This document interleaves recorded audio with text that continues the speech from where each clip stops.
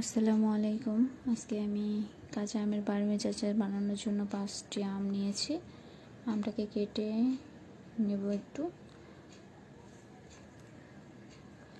আমটা একটু শক্ত হবে। আমটাকে মিডিয়াম কুচি করে কাটবো, বেশি কুচি করা যাবে না, তাহলে ভেঙে যাবে।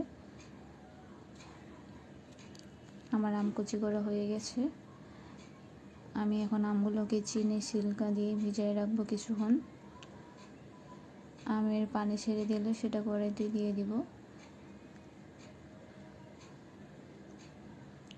তারপরে এখানে স্বাদ মতো লবণ অ্যাড করব, তার সঙ্গে পরিমাণ মতো হলুদ, লবণ ও লাল মরিচ গুঁড়ো, যে যেরকমটা খেতে ভালোবাসে এমনটাই দিতে পারেন আপনারা। আমার আগে থেকে রেডি করা মশলা ছিল। এখানে মশলার সঙ্গে দারচিনি, এলাচ, পাঁচফোড়ন, জিরে, ধনে, কালো জিরে সব আমি মিক্স করে নিয়ে রেডি আমার কাঁচা আমের বার্মিজ আচার। সবাই কমেন্টে জানিয়ে দিবেন কেমন হয়েছে। Thank you.